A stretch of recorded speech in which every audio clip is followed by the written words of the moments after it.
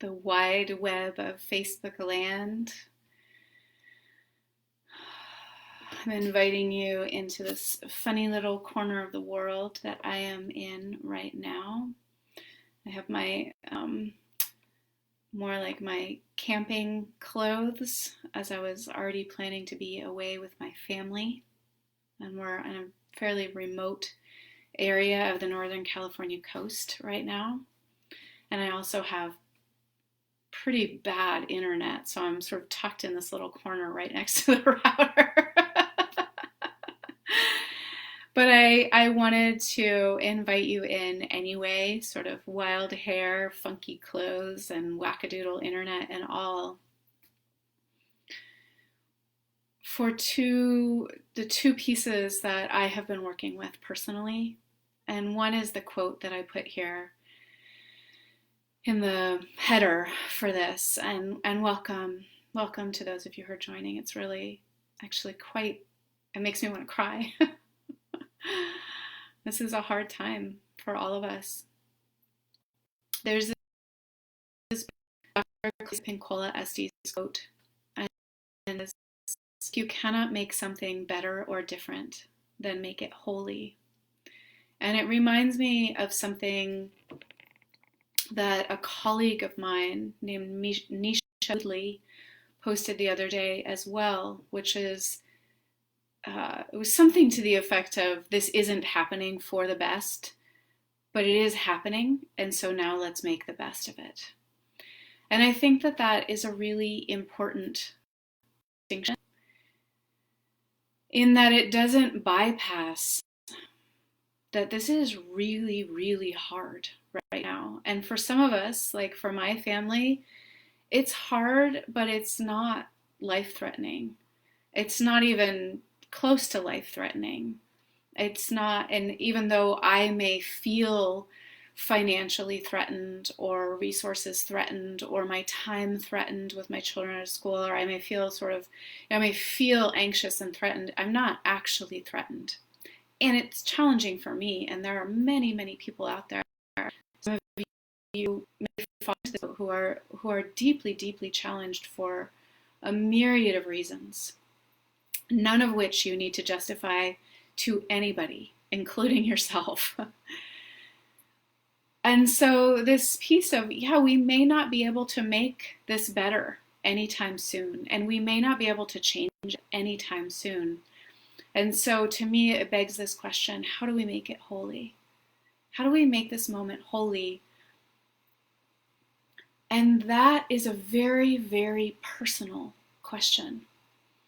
And it requires that we expand our concept of sort of holy to beyond what we might think of as a yoga mat or an altar, or there needing to be silence or stillness or something beautiful, or whether we have access to a candle and matches. The other day, we couldn't find matches anywhere in this Airbnb. We were like, what are we going to do? We're not allowed to leave the house and we can't find matches. Like, okay, really no big deal. But expanding beyond what we imagine is holy, and starting to actually make the moments holy, and recognizing that our capacity to make a moment holy also arises new in every moment. So maybe I grouched at my kids. Oh, I get to take a breath and then turn to the next moment to make it holy. And maybe they watched, 5 episodes of How to Train Your Dragon. And then I'm like, okay, maybe that was holy, maybe it wasn't. I don't need to judge whether that was holy. How do I make this next moment holy? How do I appreciate my partner in a holy way as he feeds me a piece of pizza and makes the dog sit on me so that I can feel the weight of the dog on my body, and I just go like, oh yeah, like, oh, this is good.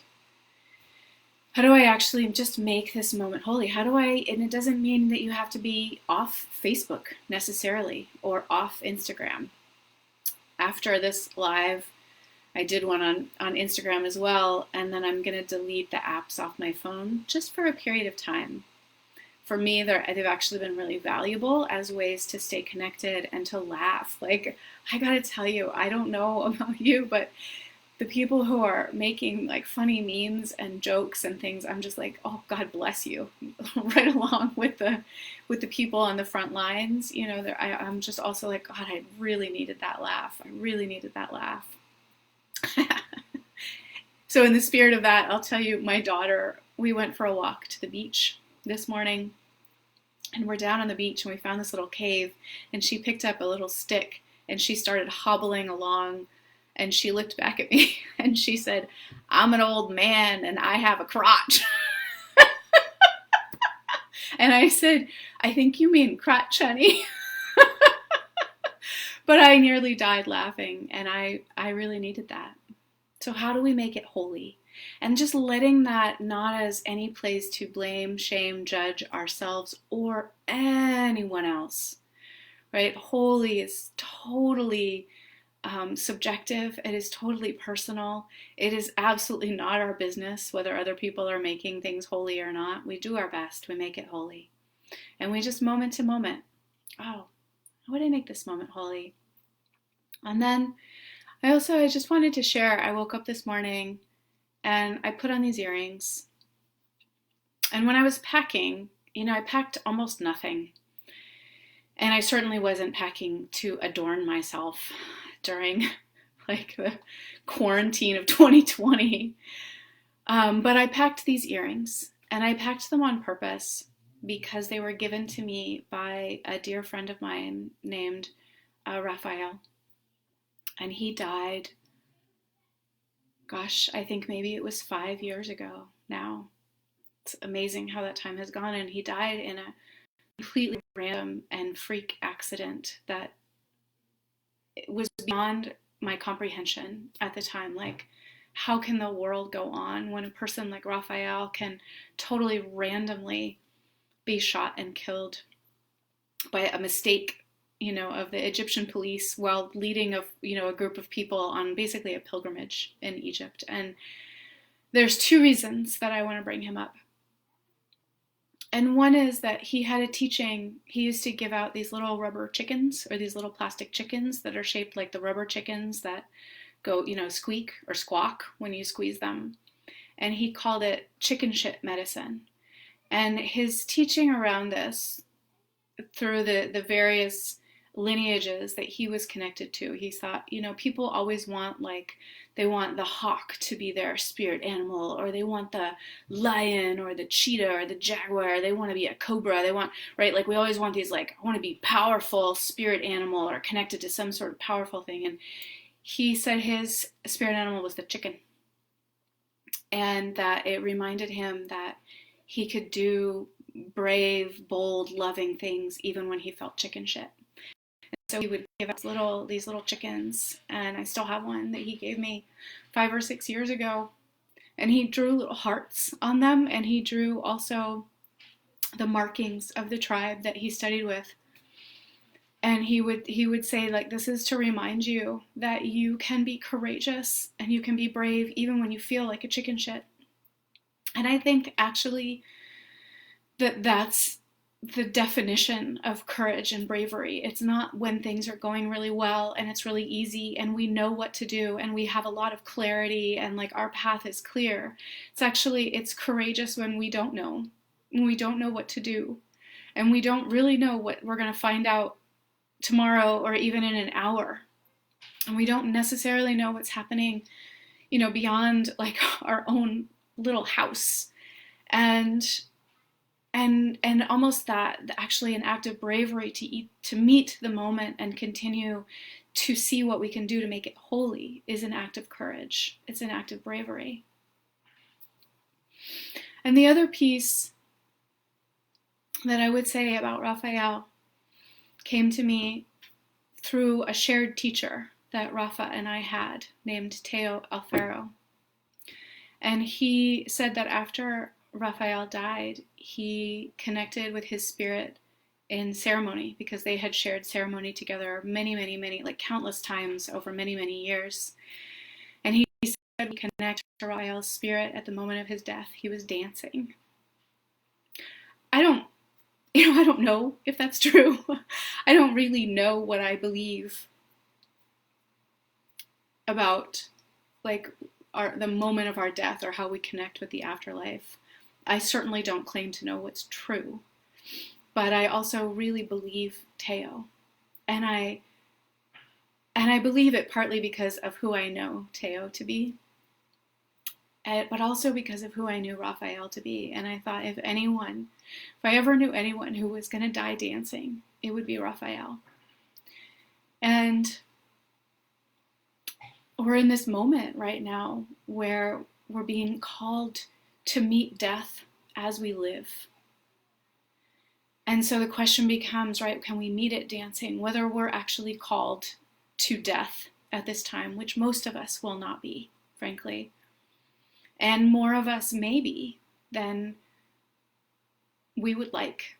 And we may lose people that are close to us, right? These are realities not to be hysterical about, not to be dramatic about necessarily, but just to be real, like, oh, it is truly possible that at this time we may lose people that are close to us.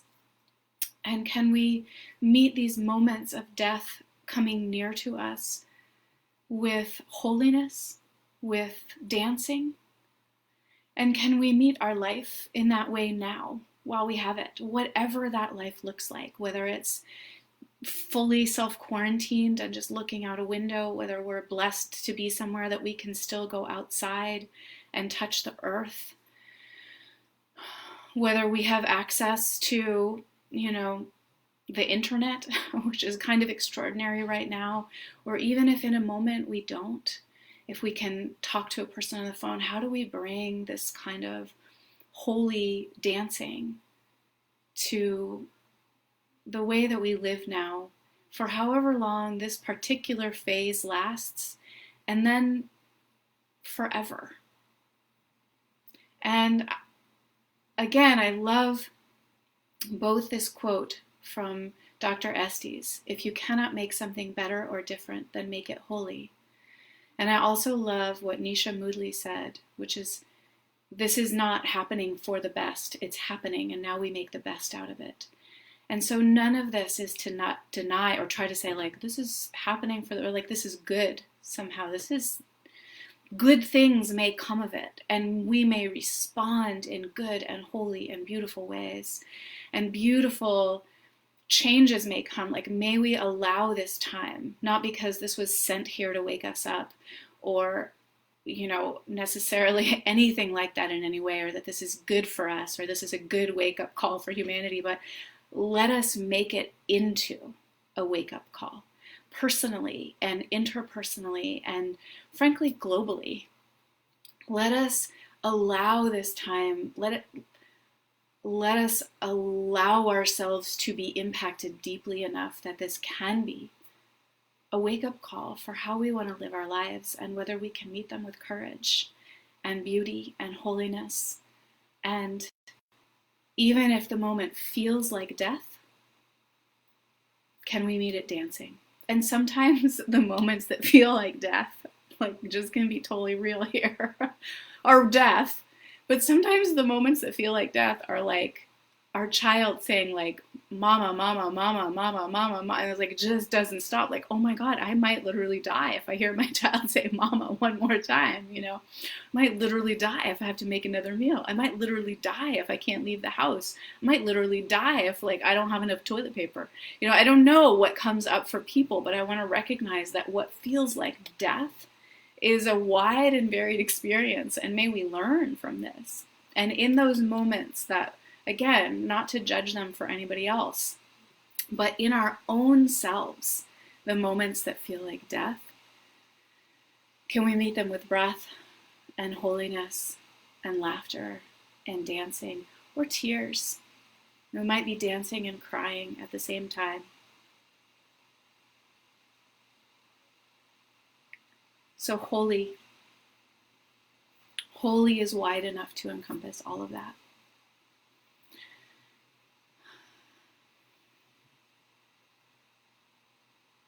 Sending you so much love. Ciao.